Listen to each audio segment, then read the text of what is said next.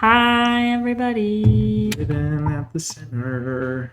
That's our intro music. Living at the center. Living at the center. Like that? Yeah. We are having our customary tea.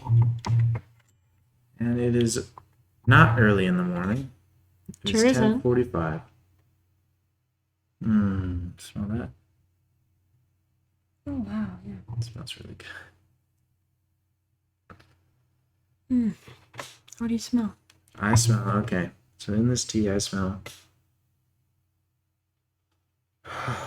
some sort of like, melon flower.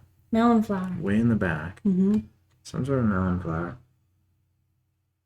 Sort of like not coffee bean, but like some other bean in the same sort of family, that like sort of cocoa-y vanilla like bean. Mm-hmm. Some bean. But more bean, like green bean than anything. Oh, big coffee flavor there. Yeah, like a roasted coffee there.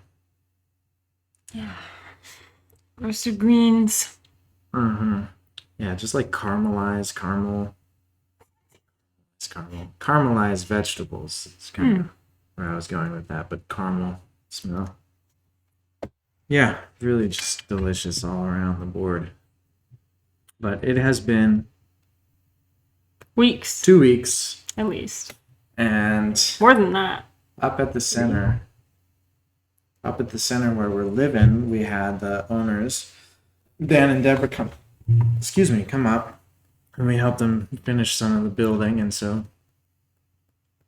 it's been busy and the building's been kicking, so we've been doing that, and now it's back to just us. Just us. No one else. Regular tea times. Living at the center, drinking tea in the morning, and talking at a camera. Mm-hmm. Occasionally. Whenever we feel like it. Mm-hmm. Yeah. Yeah, we finished the concrete stucco front of the building. And Tyler and I are now certified in construction work. So catch us doing more constructing in the future, if it's constructive conversations, if it's construction paper, I can do that. Construction song, can do that. We've been trained in the art of construction song, but yeah, any construction work sounds good to us now, right? Sure. Sorry, did I not have your back good enough? I left you a little bit. Yes. I'm Absolutely. Extra enthusiastic. No, but Dan and Deborah were great. It was wonderful. Uncommon for me in my life, up until this point, to meet anyone with any sort of wisdom at all. I laugh when he says that, but it's true. Any age, any place, any time. Well, at the same time, something that I've said since I was very young is that there's groovy people everywhere. There's really cool people all over the place. And so that is held at the same regard as this one, whereas I've never really met anyone who seemed to have wisdom to offer and pass on. Right. Yeah, like truthful, real wisdom that isn't just some saying. I'm getting spam calls. It is another spam call. Crazy. That's 2 this morning. I just got one. I apologize. But yeah, Dan and Deborah are like legit. They were very wise, very caring, and yeah, and we got to be in their presence for 2 weeks straight. Mm-hmm. So it wasn't just some like weekend, absorb as much as you can, but as many conversations as we could fit in. we would. We just tried to rack their brains and have conversations about anything and everything, and Really, honestly, we just talked. It wasn't Just anything talked. special. But when you're with someone who, felt special. right, it feels special because they're actually like real people. Yeah. That's what I'm getting at is like, we didn't do anything different or special. We didn't do No. anything because of them. But just the quality of how we were together was far different than any other relationship because there was that aspect of awareness and wisdom Mm-hmm. where that just doesn't really exist. I mean, I think I brought it up on See You at Mike's, and I know we've talked about it together, but like the like most common wisdom that I say wisdom, but it's absolute foolishness that I've ever received is like, this is the time of your life. Enjoy it now because it'll get worse. That's like Yeah. not wise, first off. Party, live it up. But that's just like so accepted in everyone's kind of like ethos that they're running around in. Like, you are young, spry, and you're gonna run around and you're gonna do as much partying as you can because this is party time. And then once party time is over, it's serious time. And it Time to be sucks. serious. And it sucks. You're And gonna your hate life is it. gonna suck and you're gonna hate it. So stop hating your life now because you'll hate it later. Because Just push don't- off hating to later. Yeah, don't hate this time. It's fun time. It's supposed to be fun. You know, like when somebody says something is supposed to be Supposed to be fun. fun. That's also when you can tell that something isn't rooted in wisdom or awareness. This is Isn't- supposed to yeah. be fun. This is supposed to be a good time. It's It's like not working. holidays. Like someone's like, "Oh, it's the holidays. It's supposed to be. Everyone's supposed to be together. Everyone's supposed to be having a good time on the holidays because it's the holidays." That's You just must be happy. that's not. That is not wisdom. That is not awareness. Mm-mm. That is not openness or acceptance. That I'm is not accepting it at all. the horrible foolishness that pervades over most people's lives. Mm-hmm. And it may seem kind of like a non-issue, but it's destructive in the way that we construct and move through our lives, where we build these sort of patterns and barriers between good feelings and bad feelings. And so if you're having a good feeling at a time when you're not supposed to be having a good feeling, then you cut off that good feeling so you're no longer feeling it. You start to feel bad. And if you're having a bad feeling when you're supposed to be having a good feeling, you feel worse than if you're just having that bad feeling. So if we're feeling bad about feeling good, then those layers. The first one is like good. The second one's like bad. And then you're like, how do I feel, good or bad? This first level is good and this one's bad, and then I'm shamed that I blah blah blah. So then you just go round and around in the washing machine of all the Right. different feelings, and some as if you put in a red sock with your white underwear. That's It a all pretty good gets analogy. mixed, and the colors get all tainted in there, you know, and then we can't figure out what's a pink sock and what wasn't a pink sock in the first place. Right? Yeah. I mean, that's part of the reason, like, we are so inequipped to figure out our emotions. Figure out is another word that I'm trying to stop using because Yeah. it doesn't. It's You don't need to figure out Right. your emotions. That's You are the- having and- your emotions. You Right. just feel them. and the emotions are the process. So figuring out is so like done. Done having emotions when we figured them out. No. Anyway, all that rambling on. We are not equipped to really. It's not that we're Be not aware. equipped, but there is this structure of life that we've built Yeah, that's a better that way to is put it. there Yeah. to destroy all happiness. The structures in place It's you are you get born. unequipping us. Yeah, it's unequipping us. It's like you're born, and the message you get in school is like you'll be happier later. Put off your happiness until later. Get your work done now and be happy later. And Stop then, having fun. Write your ABCs. yeah, and then That then in your college days, you're still having that. I'll have fun when I'm done with college. But then you're also getting the wisdom, in parentheses or in quotations, wisdom from your elders that is saying, enjoy your time now. Sneeze right in my mouth. Maybe I don't. You were saying? I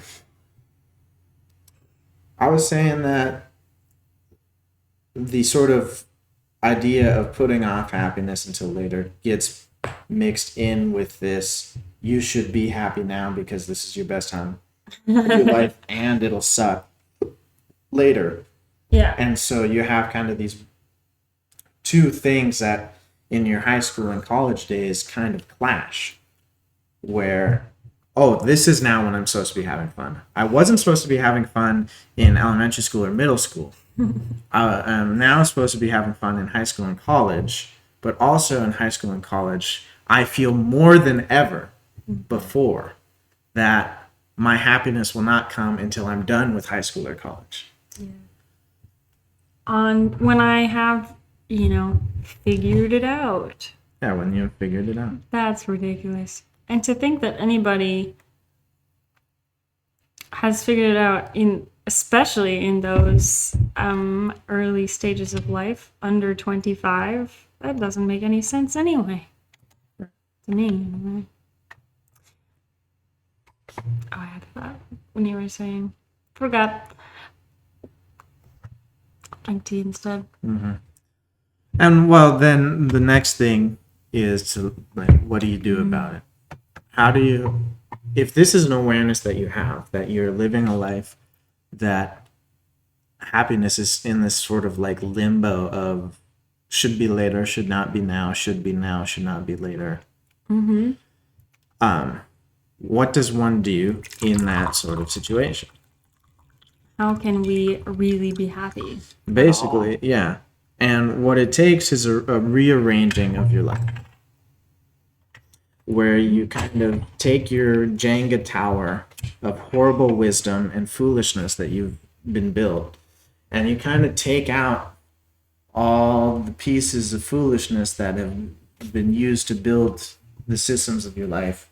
The Pinterest wisdom. The Pinterest wisdom. That is foolishness. Yeah. Well, we've been making fun of Pinterest lately. Pinterest can have some cool stuff. Oh, totally. But the problem is that it can have some cool stuff. And Anna brought up Pinterest religion is kind of like this thing where if you're going through a problem, all you need is like the right quote to fix your issue. Mm-hmm.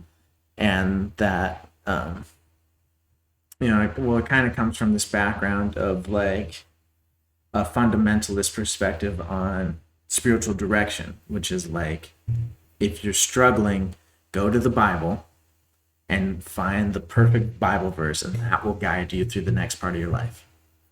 Yeah. And so now the new age, not even the new age, but the way that the market has answered it with the internet is through Pinterest religion, where like if you have an issue, you can go and find the perfect quote on Pinterest to help guide you through this horrible period. Pinterest religion. There you go. And so if you...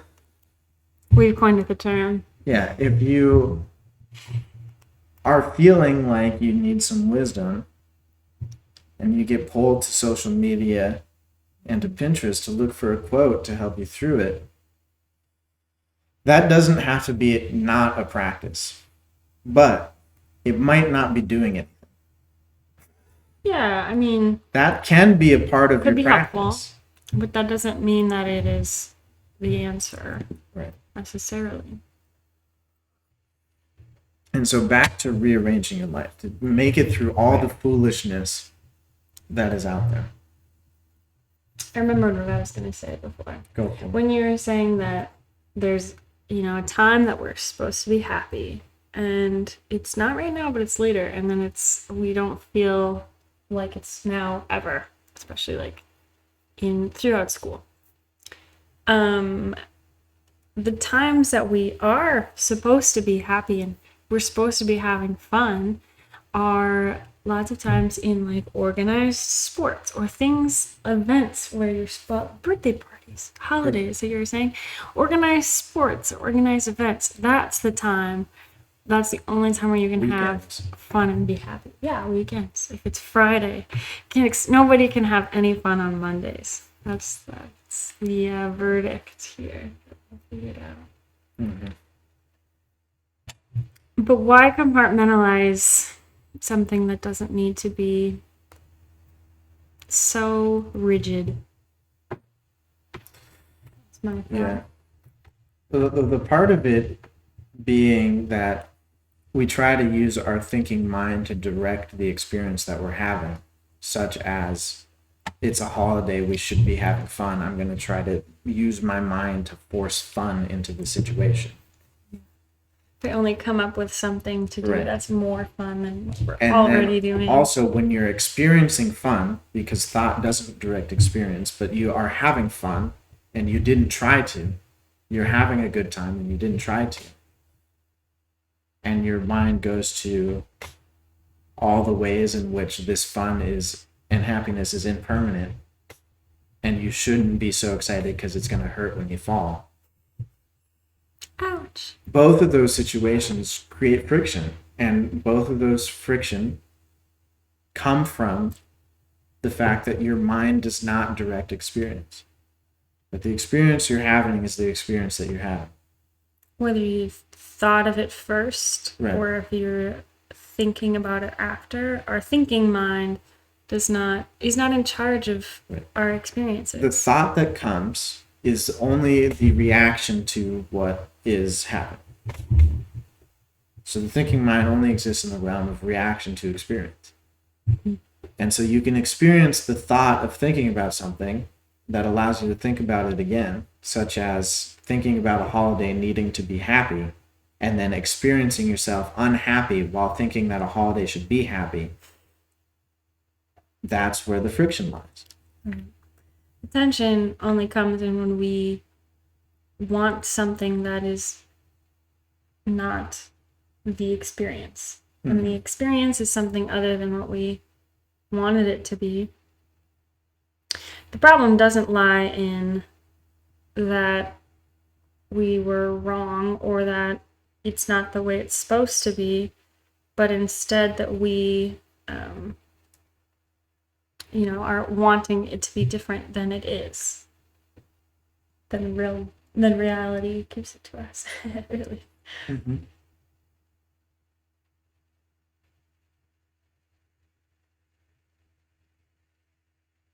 Yep. Yep. Do you have anything you want to add? Eye contact.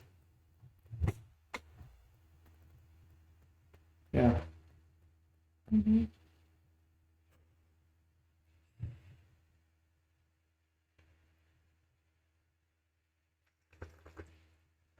A good slurping tea.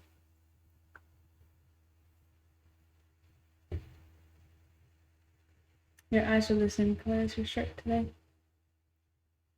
That's good. Can you see these eyes? Your eyes are the same color as your shirt. Blue. Okay, so what were we talking about? Did you get lost? No. I meant in the eyes.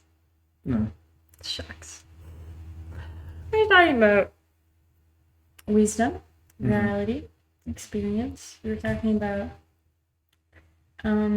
when you experience and when you think about experience, two different things. Mm-hmm. That's what we were talking about. Sweet. So yeah, rearranging your life is kind of, I think, where we were leading. Oh yeah, where you were leading, yeah. Mm-hmm. And the rearrangement of life is a process that takes place, from my point of view, over the course of your life. All of it, not just certain times where we think we're gonna figure it out. Yeah, or or you think you're a- gonna fix a yourself. gap year or something. Mhm. Or you think you're gonna figure it out. It's it's a whole process. It's not just fit into a nice little time box like we think of things sometimes.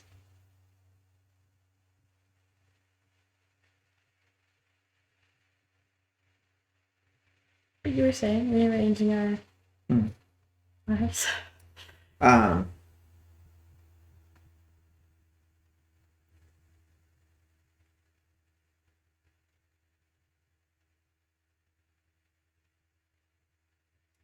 yeah, the process.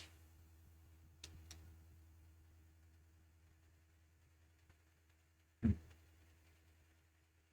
parts of the process to look out for are the way that your thoughts interact with the world, your awareness of your thoughts, and then also what your expectations or desires are. And those are kind of three aspects of your thinking mind moving around in the world that can change how you interact. And so, through practices such as meditation, prayer, or Silence. silence, creates in them a space in which you can develop a healthy and hygienic relationship with your thinking mind. And so basically, what is happening when we see a thinking mind that is stuck in this limbo of unhappiness, which isn't allowed to be peaceful at any moment, what we're seeing is a really unhygienic mind. And when we see, this is very reductionist, right? So take it with a grain of salt. If there's a large amount of anxiety, this is an unhygienic mind. One that hasn't been taken care of, one that has been abused either through parenting, either through the personality itself, but a thinking mind that has been neglected for long enough that it has created these habitual patterns of thought that create within them hell realms of existence. Yeah, it's kind of like a garden, your mind, right? That feels kind of cliche to say out loud, but if you are not taking care of the plants that are growing, a lot of them are going to be plants that you don't want, or that are not good for you. I don't know, like people's thoughts. I was trying to think of a way to make that make sense in my head with not that some plants are inherently bad. No, I'm just overthinking what I was saying. Can you help me out? I can try. Like, do you want me to say it for you, or do you want me to just ask questions? ask a question. So what's the garden again? The garden in your mind. The garden is the mind. And the plants that are growing are your thoughts. Plants are the garden. And if you're trying to take care of this garden, you're going to have to be a little bit aware of what's growing there. That was more appropriate. And discern what you want to be growing. Right. And there will be plants that you'll have to take care of. You'll have to water some and get rid of some. Right? And so I think what you were saying is like a lot of minds are just left like a field that's just left to grow. Yeah. And a lot of them have been abused throughout their lives. A lot of minds. Yeah, like you were saying, by themselves, mental hygiene, or by because what does a garden do when it's never touched?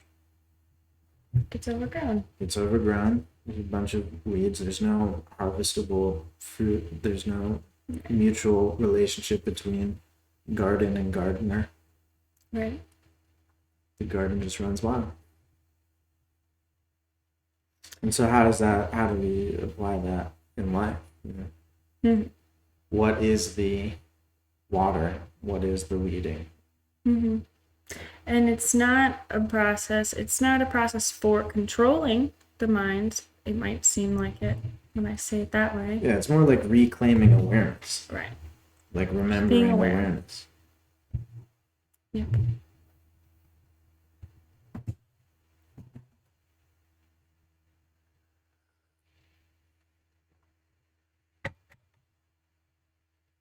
Mm-hmm.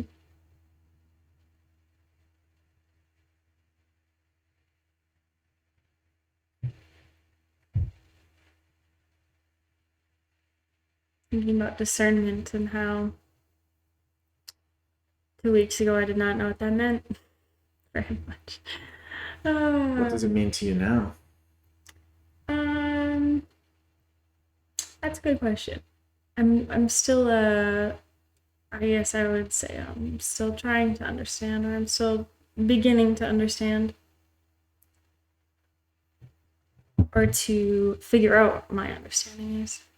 There I go again, figuring it out. Oops. What do you mean when you're trying to figure it out? Like, what is happening that you're figuring out, right? Yeah. So when you say I need to figure it out, what is happening and why? Like, I think it has to do with control, cutting to the chase, like cutting to the end step, not living with the process at all, just having it then figured out, getting to the end. Mm-hmm. So I know what to do with it, or so I can categorize it in those time boxes like I was. So figuring out is finding the end, what it is. But as I said, I'm just a beginner and I don't know what the end looks like. Right, so you want to figure it out. Yep. What that really means is not that you want to figure it out, because wanting to figure it out is wanting to do the practices and do the work to find the ends. Wanting to figure out is wanting to do the means. Okay. So when you say you want to figure it out, one way to think about it. Right. Yeah. When you want to figure it out, what you're wanting is the ends and not to do the means. Mm-hmm. Classic. Right. And so you can want to figure it out. You can want to do the figuring out, which is doing the means, being a part of the process to get to whatever ends may or may not be. Mm-hmm. But then there's also the wanting to cut through all the means, cut through all the practice just to get to the end. And that's kind of what putting off happiness until later is like. Right. And that's when people get to the later and they see that it sucks, they're like, oh, I shouldn't have put it off till later. I should have done it then. So I'm going to tell these people to do it then. Mm-hmm. But what if we set up our world where we could just be happy anytime? Wouldn't that be a novel idea? You can. That's the thing. Right. That was the joke. Oh. But that takes some work in a world that isn't built like that. Necessarily. Takes some discernment. Takes some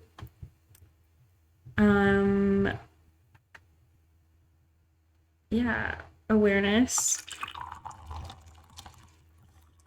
Takes some. But back to discernment. What does that mean to you right now? Now I'm trying to put it into words again. Discernment.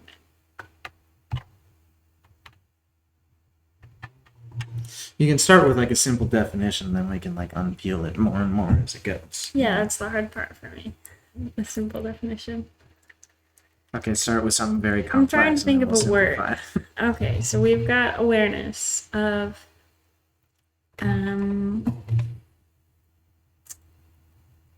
what's a word for like paring down, or when you're analyzing, evaluation. That's the word that I was thinking of. Evaluating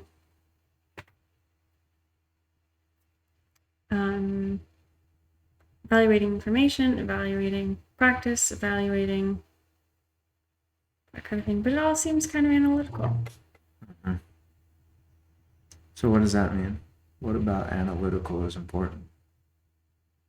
It all seems like thinking about thinking versus being a part of the process and not in control. I think discernment, what I'm starting to understand is discernment has less to do with having control and more to do with the process and awareness, but openness.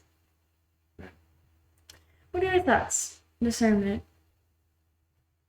Right, yeah. Discernment is so commonly seen as, in non-spiritual circles for sure, discernment is seen as figuring out what is the right decision. Like decision making. Mm-hmm. But And so discernment is a function of finding the right decision, right? And that is all across the board. That is in spiritual practice, that is in any sort of thing. When the word discernment comes up, what people are talking about is the function in which we try to find the right decision. And so in most circles, what that comes down to is analyzing, using the analytical mind to evaluate all your options, every single possible option that your brain can handle, and then decide which one is good and which one is bad, which one's best out of all those options. And so discernment for a lot of people becomes this process of kind of, you have a standard and options come and you put them up against the standard and you say, okay, does this meet or exceed the standard? If not, then it's a bad one. If it does, then I'll put it in the next round. And then you raise the standard until you get to the best choice. That's decision making. Through analysis, right. Right. So when people talk about discernment, often they talk about analyzing and making a decision. But what we were talking about with our friend Daniel Walbert and Deborah Bell was that discernment, and this is something that comes up in their podcast Transmission, which is Monday, Wednesday, Friday. Google it. 10 a.m. 10 a.m. Central Time. Which they were talking about discernment last week, and I... Comes up a lot. Well, yeah. It was part of their theme. Their theme was discernment. Yeah. Obviously, as he's a spiritual director, discernment comes up quite a bit. The process of decision making in a way that is less decision making and more open awareness. But I'm learning. Do you want me to continue? Yep, I do. Okay. So they talk about discernment in this way of a contemplative, mystical sort of sense, which has its basis in every single mystical tradition from Eastern Asian religions such as Hinduism and Buddhism to the Sufi tradition, which is the mystical runoff of Islam, to what's the one in Judaism? Kabbalah, which is the mystical tradition of Judaism, to contemplative Christianity, which is kind of the mystical tradition of Christianity. Contemplative, thank you. And basically what it is that discernment is not about using the analytical mind to figure out what is the right choice, but it's actually that the right choice is there, is a part of your experience, and that to reach the right choice, you need to get out of the way. That actually what discernment is a tearing down of that whole machinery that you were using before, which was the conveyor belt that was feeding you the little strips of paper that you were checking if it met the standards or not. And it is taking apart that whole sort of complex of here's our possibilities. Do they meet my standards or exceed my standards? Go. It is Out the window. yeah, removing that and turning it into a process of listening and sitting in awareness of your experience. And so, what Daniel Walpert talks about a lot is the question of what is life giving and what is death dealing. And for your analytical mind, if you're asking that question, if you think you're discerning through analysis, when you ask that question, you'll come up with a bunch of stupid shit. You say, what is life giving? Television, taking a nap, not brushing my teeth, indulging in things, eating a shit ton of ice cream, not Which is caring not about tomorrow. life-giving. Oh yeah, all these sort of things that feel good. All the like treat yourself sort of things. It's like, oh yeah, these are life giving. Getting a massage, getting my nails done. Tyler loves getting his nails done. Yeah, your analytical mind will just think of indulgences as life giving. And what is death dealing? You'll think of work. You'll think of family responsibility. You'll think of money and bills. You're like, oh, these things are all death dealing, which can be true.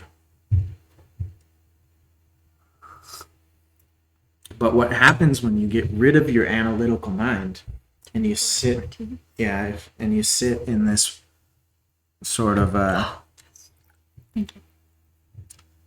you sit in this sort of non-analytical space and you ask the question, what is life-giving, what is death-dealing? You'll notice that a bunch of the things that you thought were life-giving in your life and a bunch of the things you thought were death-dealing in your life were just plain wrong.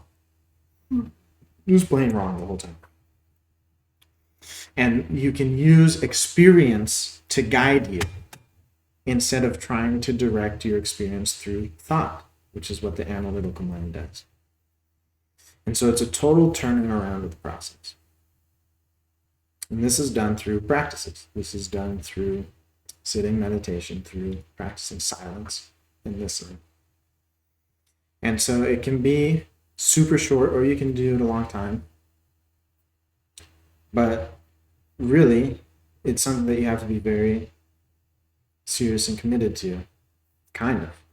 You know, the Buddha has the story of practitioner comes up and says, okay, Buddha, I've been meditating for a while. How long should I meditate before I reach enlightenment?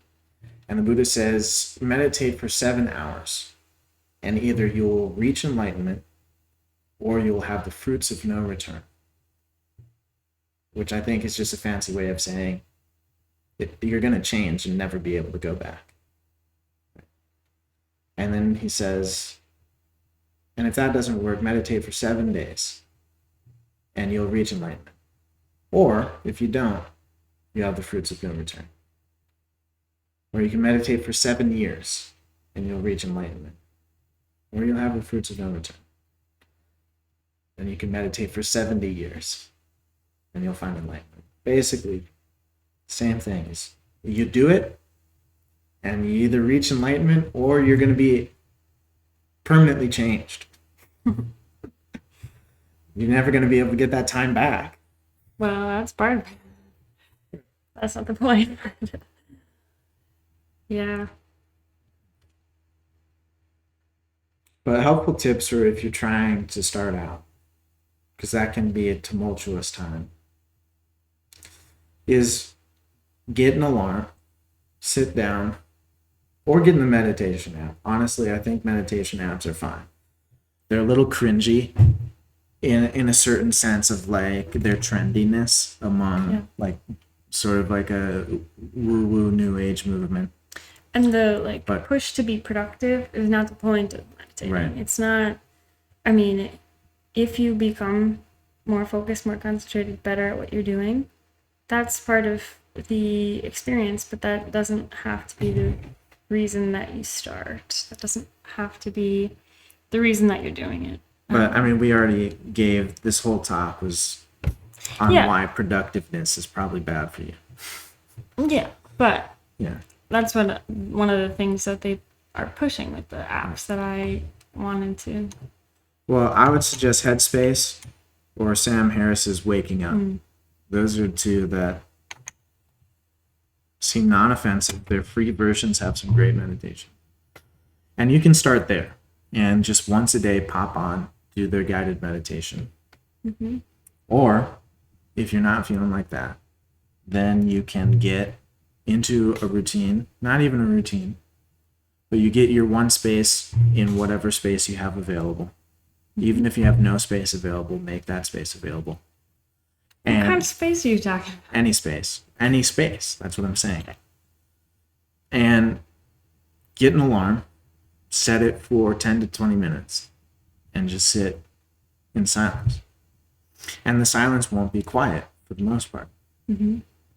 Your brain's got things to say. Your brain's got things to say, and there'll be shit going on around you. And all the noises that are happening are part of the silence. I'll bring that up. And probably a lot. bug or two. Like try to We fly were, in your eye. we were meditating, and an ant crawled up my arm. I felt it crawl all the way up my arm. It crawled up my shirt.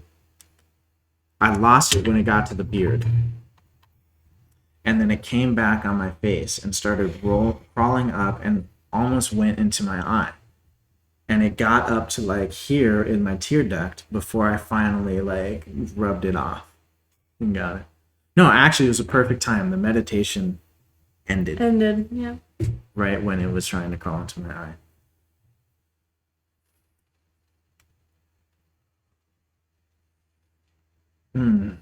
But as you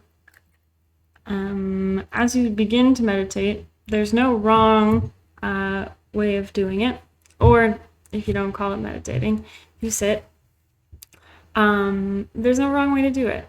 That's part of the gig is that you can't. You'll be either wrong. reach enlightenment or have the fruits of no return. Right. Oh, one thing is like practice. The famous saying is practice makes perfect, which is foolish. Practice does not make perfect. Practice makes permanent. This is a great bit of wisdom from my guitar teacher. Practice makes permanent. And basically, in a spiritual sense, you're practicing all the time, whether you decided to or not.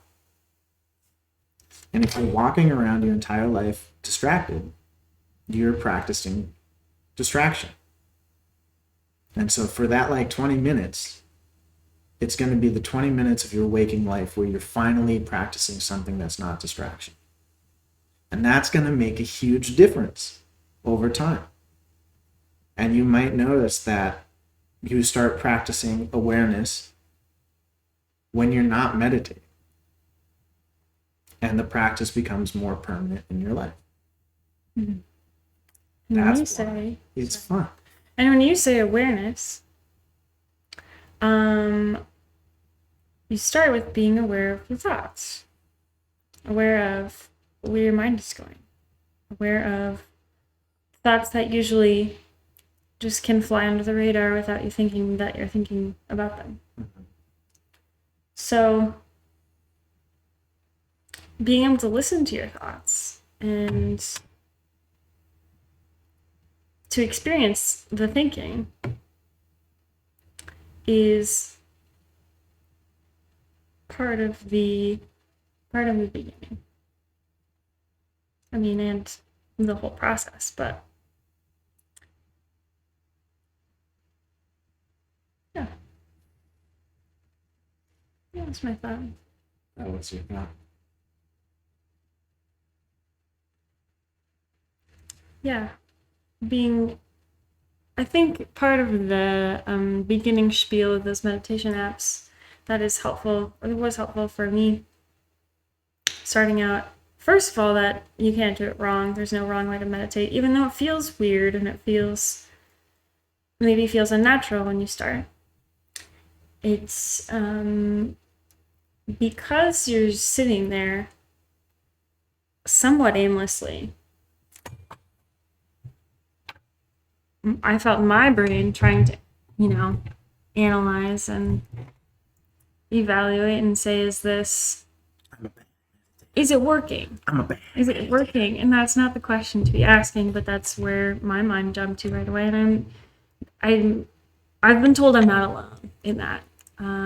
Beginning meditation is a lot of, am I doing this right? Is it working? But it's not going to necessarily tell you. So It's not going to tell you. just know that it's not going to be wrong. Especially if you are becoming more aware of your thoughts. How can that be wrong? Yeah, I think the thing I talk about that you're getting at is you're interfacing with silence, which is the important part of the meditation. And the more you do it, the more your relationship will change with it.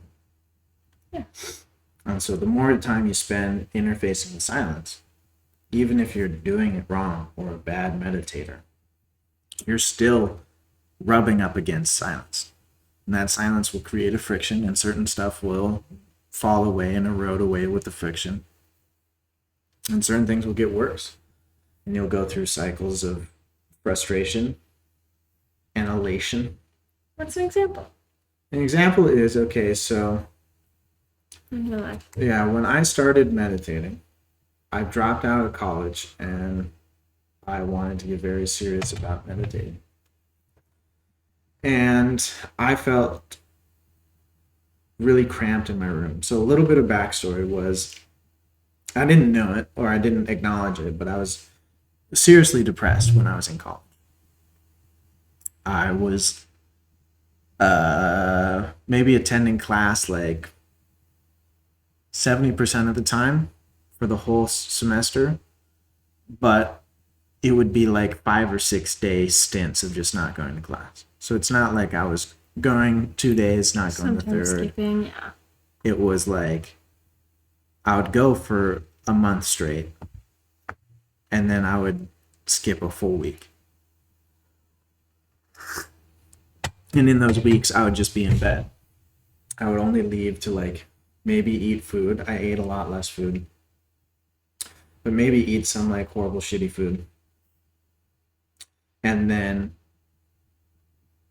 go back to bed or play video games or do something to distract myself. But I've always kind of been interested in meditation and sort of any sort of spiritual practice and spiritual thing. Since elementary school, really, I can remember being interested in thinking about the universe.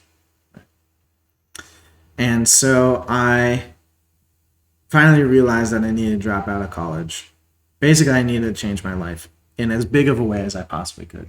And I was really depending on college for financial support because if I was in college, my parents would support me financially and that felt safe. Whereas the conversations I had with my parents of like, if I wasn't in college, then the amount of financial support wouldn't be as available. Thankfully, I'm very privileged and my parents are Able to support you. able to support Something goes me wrong. at any moment, even if I'm not in school. But I had this sort of image in my head of safety in college. So I needed to make a big change, and that's what it was. And then the second big change was starting a serious practice. And what took place was I tried various different types of meditation. While I was in college and in high school, I tried out different guided meditation apps, different sort of things, but it never really stuck because I was in school and depressed. And so I started a strong meditation practice after I dropped out of school because I worked a part-time job and I was very explicit about what hours I wanted. And so it wasn't like a part-time job where I had random hours hours during the day where I would work. I had my specific time, and that was 4 in the afternoon to midnight. Mm-hmm. And so I'd wake up in the morning and do practices as much as I could handle from early in the morning to when I would leave for work. And then I would get home, go to bed right away, wake up in the morning, and do as much practice as I could.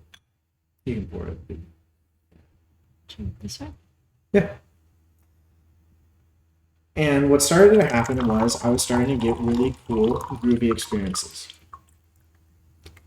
I had an experience where I went into my mind. This is fun. This is like a drug trip, but this was absolutely unassisted. I was using the lens of my mind, and I was looking at myself watching the lens of my mind. So like I was sitting in like a theater chair watching the big screen, which was the thought of my mind.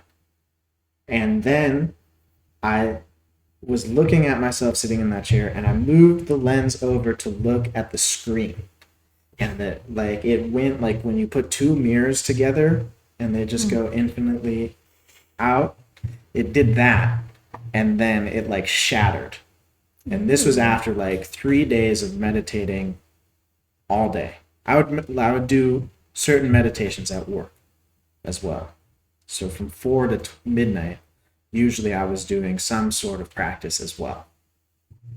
And this happened to be a time where I was practicing. Yeah. I was practicing from 8 in the morning when I would wake up to midnight when I would get back home. And I would practice until I would go to sleep. Do some sort of practice. And I got to this point where my mind shattered, and I started talking to this being, this like black form. It wasn't black. It was no, it was shaped like a human, but it was like a shadow, but with a 3-dimensional quality. It wasn't like the backdrop of photons of light. It was a shadow figure. And I started to talk to it, and it was me, and it was crazy. Basically, I had a crazy experience. And then the next day, I tried to do it again, and it didn't work. And so the next day, I tried a different strategy to get there, and it worked. And it worked. I got back, and I sat down with that formless form of being again. That was me, and we had a conversation that was very trippy and weird. And then I tried again and again and again, and I never got back there. And it was probably about a week later that I gave up on meditating altogether, because I was so frustrated that I wasn't getting back to where I was going. That I had this crazy spiritual mystical experience, and I wasn't allowed to go back through the mechanism that got me there in the first place. And I was like, okay, so maybe I'm done with meditation and I need to move on to something else. That's kind of what the thought was. Basically, it was like, I'm not good enough anymore. I'm not doing it right. I'm not doing it in the right way. I'm expecting to get there. I'm wanting to get there, and that's getting in the way of me getting there. Right. All these sorts of things come up. And so that is a frustration that I've had with meditation, is being in a very weird mystical space and having that experience. Sometimes I sit down to meditate to try to get there, which doesn't work, and that leaves you frustrated. Right. Thankfully, I don't do that anymore. I've outgrown that, I think, at this point. When you've got a goal in mind. When you got a goal in mind, it doesn't work. You're not going to get there. Because we can't get there of our own accord. We can't. Yeah, to harken back to the analytical mind stuff. The analytical mind is not the experience. Yeah, if we're wanting so hard and we're thinking about wanting so hard, we're not paying attention to what's actually going on or what we're experiencing. We're thinking about our thoughts. Sorry, I didn't leave you very much. It's okay.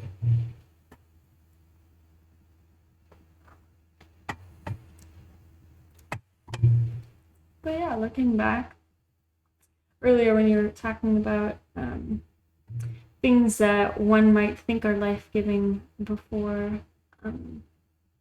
really sitting and understanding, listening to what is life-giving in your life.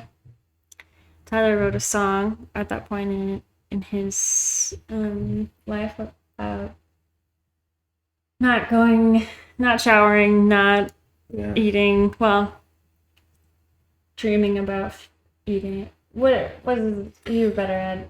Yeah, so it's like it's this sort of feeling of like I can't wait for later in life when I'll finally be happy. Exactly. So there like the verses are like I imagined like a beach house. And it's like I can't wait for the morning when I can wake up and I can go out and feel the ocean on my toes. Mm-hmm. And there's bacon, eggs, and cheese that are cooking up for me with my lovely wife and lovely kids, and we're all gonna sit around the table at this beach house and be groovy and later and love each other. So happy later. And then the chorus goes, but for now, it's wake up, don't brush my teeth, don't shower, don't go back to sleep, just lay in bed and do nothing. It's called holy matrimony with my sheets. Yeah. And so that was life for me at that point. And that's, when you were saying things that seem life-giving that are really just not. What's the song that I was thinking of? And at that point, we're so stuck. Like, if we're in that place, we're so stuck in what we're feeling, what we're thinking, and how miserable that we are not in the experience of what it is. It's just thinking about it, which compounds the misery even more. Right. Yeah, and I look at the song now, I think it's hilarious. Like how clouded in misery I was. It's fun. Mm-hmm. Speaking of which, I did some recording of some demos with a friend of mine. Woohoo! And I'll hopefully be working on that more soon. And so I might be working with this guy on getting a self-produced album put together. Woohoo! So I'll keep you updated on if that is actually happening. And I'm pretty biased, but he's good at this. Thank you. I think it will be fun. I think it'll be fun too. Yeah. At the very least. At the very least fun, and if not, a little bit of relatability. Mm-hmm. And a lot of the subject matter about what comes out of him in song, this one, is a lot of what we're talking about. Like,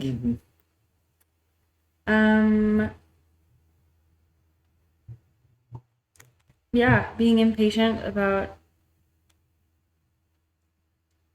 the foolishness that is in the form of quote unquote wisdom in the world. Yeah. Artists. Artists. Right, so like woes. That sort of thing has been made permanent in me. The thing that I've been practicing that is made permanent is this sort of idea of like we're not right, basically. What we think is wise, what we think is true, what we think is good for us has been demonstrably false for a lot of time and for a lot of people. Because we are not really listening to what is true. To what is at all. Yeah, to what is. What is, period. We're only reacting to it. Right. And reacting to our reaction to it. And then deciding whether our reaction to it is right or not. And if it's right, then we're sane. And if it's not right, then we're insane.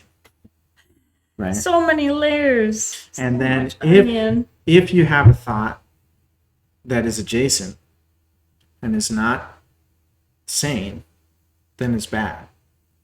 Or if you have a sane thought that you don't want, that is also bad. Right. There's Like, it doesn't just fit too in many with places what's going on. for things to break down. And the amount of intrusive thoughts that you have in a day, Right. where it's like, I really don't want to think about that. I'm not talking like every single thought is an intrusive thought. Let me tell you that much. Mhm. But the amount of intrusive thoughts that is things such as like imagining a killing or a murder or a rape or a suicide or something, those sorts of thoughts come up, or like a situation happens and your mind like thinks of something horrible. Mhm. Those intrusive thoughts create a horrible paradigm of if you're evaluating your sanity through the analytical mind, because everybody is having these horrible thoughts. It's like back to the garden. That's exactly what I was trying to get at with the gardens. We don't pick, with this garden anyway, we're not choosing what plants are growing. We're not, we don't get to decide necessarily which weeds are going to come up, right? We may be predisposed to some, Right. but right, we just don't get to be fully in charge. We have never been fully in charge of our brains. So as much as we try to pretend that we are we're just not. Yeah, it just goes back to your brain is reacting. Mm-hmm. Your mind is reacting. Reacting.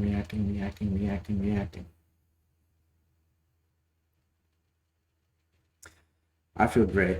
I feel good. Let's Got end some with a little bit of prayer silence. Mm-hmm. Oh, that was the other thing I was going to mention. Oh, okay. It doesn't have to be this whole idea of silence meditation. For us, is rooted in spirituality, and we are biased in the way that we think that is a rooting, which makes sense for us, but it doesn't have to necessarily come from a spiritual tradition. Yeah, it's the Right same off the thing bat. of like you have a garden, regardless if you like want it or not. You have a Never garden. mind. It just So we can take care of it, yeah. no matter if it's religiously we affiliated use or spiritual language, yeah, or not. but I don't care about if it's spiritual or not. Just take care of your freaking garden. Take care of your mind. As Dan would say, Mental hygiene. mental hygiene. That's what's up. All right. So As you were saying, time for we're just gonna take a little silent minute here and